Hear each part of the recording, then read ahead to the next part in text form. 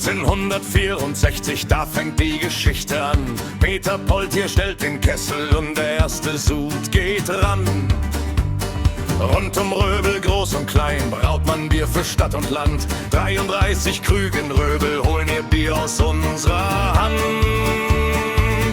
Das Röbeler Bier, schenk ein und lass es gehen. Das Röbeler Bier, das schäumt und schmeckt so fein. Vom Markt bis an die Müritz, von der Stadt bis weit hinaus. Das Röbeler Bier, das kennt man hier zu Haus.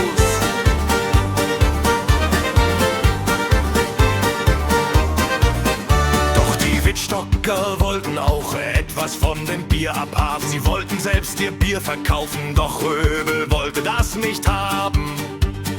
Whisker nannten sie ihr Bier, doch das wollten wir nicht haben. Röbel stoppte den Verkauf und das Recht blieb lange bestehen. Das Röbeler Bier, schenk ein und lass es gehen. Das Röbeler Bier, das schäumt und schmeckt so fein.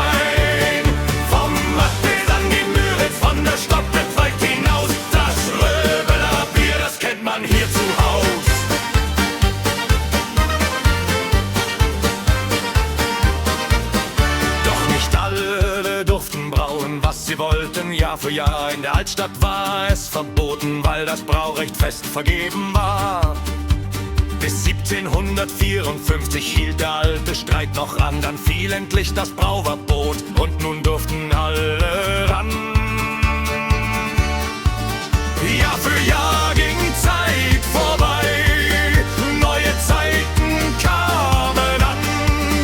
Bier aus Preußen kam nach Röbel und der alte Markt ward knapp. Karl Unfug hielt noch seine Brauerei, doch auch er sah diese Zeit. Wenn die Zeit sich gegen dich dreht, weiß man irgendwann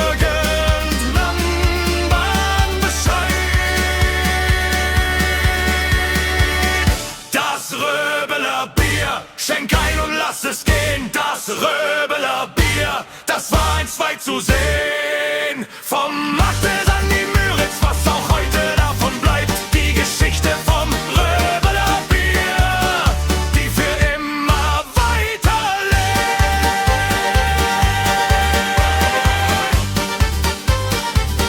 Das Röbeler Bier,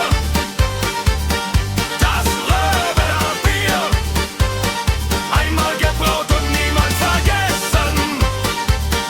Das Röbeler Bier, das Röbeler Bier. Röbel hat seine Geschichte